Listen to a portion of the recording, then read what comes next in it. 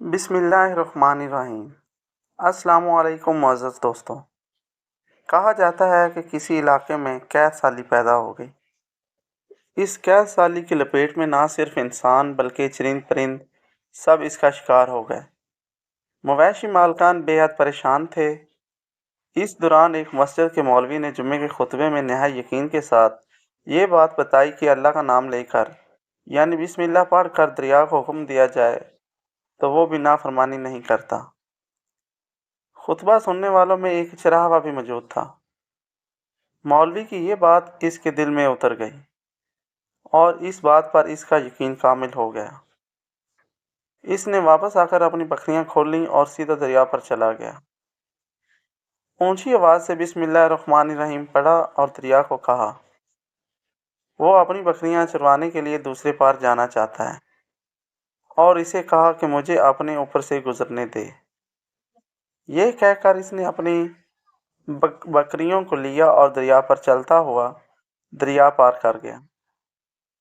دریا کے دوسری طرف کا علاقہ گھاس سے بھرا پڑا ہوا۔ درختوں کے پتے بھی سلامت تھے کیونکہ کسی کو یہاں تک آنے کی رسائی نہیں تھی۔ اس نے خوب اچھی طرح اپنی بکریوں کو سیر کروایا اور چرایا اور واپس لوٹ آیا۔ پھر یہ اس کا معمول بن گیا کہ وہ بکریاں پار چھوڑ کر واپس آ جاتا اور شام کو جا کر بکریاں واپس لے آتا۔ اس کی بکریوں کا وزن دگنا چگنا ہو گیا۔ لوگ چونک گئے اور اس سے پوچھا کہ وہ اپنی بکریوں کو کیا کھلاتا ہے۔ وہ سیدھا سادہ اور صاف دل نوجوان تھا۔ اس نے صاف صاف بات بتا دی کہ جناب میں تو بسم اللہ الرحمن الرحیم پڑھ کر دریا پر چل کر اپنی بکریاں دوسری طرف چروانے لے جاتا ہوں۔ یہ بات سب نے سنی مگر کسی نے اس چراغے کی بات پر یقین نہیں کیا کیونکہ یہ ناقابل یقین بات تھی۔ مگر بات ہوتے ہوتے مولوی صاحب کے پاس پہنچ گئی۔ مولوی صاحب نے اس چراغے کو بلایا اور سارا ماجرا پوچھا۔ اس چراغے نے مولوی صاحب کو ہی حوالہ بنا لیا کہ مولوی صاحب میں تو آپ کا شکریہ ادا کرنے والا تھا۔ آپ نے جمعے خطبے میں جو نسخہ بتایا تھا کہ بسم اللہ کہہ کر دریا کو بھی حکم دو تو وہ بھی انکار نہیں کرتا، تو میں تو بس آپ کے نسخے پر ہی عمل کر رہا ہوں۔ مولوی صاحب حیرت سے اس کے چہرے کو دیکھتے رہے۔ مولوی صاحب نے کہا، بھائی صاحب ایسی باتیں تو ہم ہر جمعے کرتے ہیں، فقط ان کا مقصد لوگوں کا ایمان بنانا ہوتا ہے۔ مگر بکریوں والا ڈٹا رہا کہ میں تو بس بسم اللہ کہہ کر پانی پر چلتا ہوں اور بکریوں سمیت پانی پار چلا جاتا ہوں۔ آخر کار مولوی صاحب نے صبح خود یہ تجربہ کرنے کی ٹھان لی، جسے دیکھنے چراغا سمیت پورا علاقہ بھی آ گیا۔ مجمع زیادہ تھا۔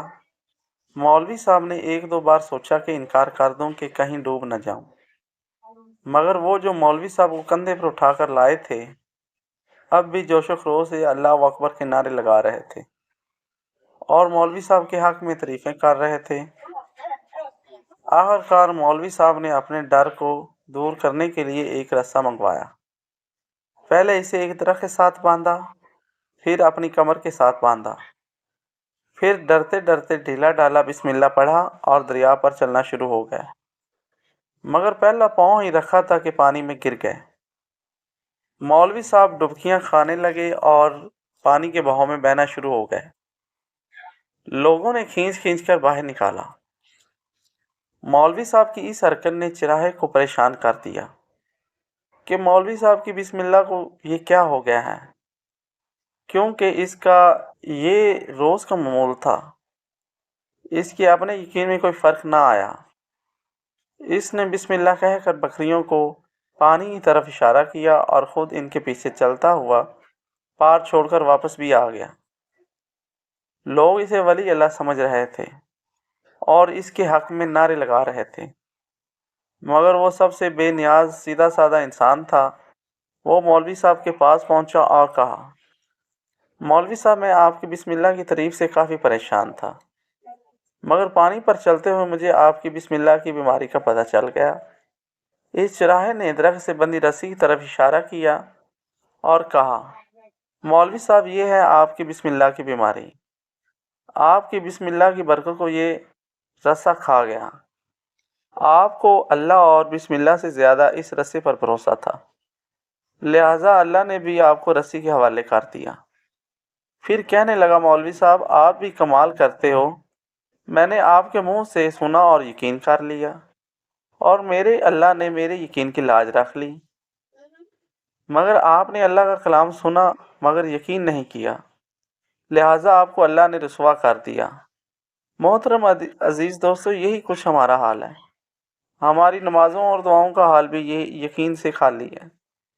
اس طرح ہماری دعاؤں اور نمازوں کا اثر نہیں ہوتا۔ تو معزز دوستو، یہ ایک چھوٹی سی سبق آموز کہانی تھی، امید ہے آپ کو پسند آئی ہوگی۔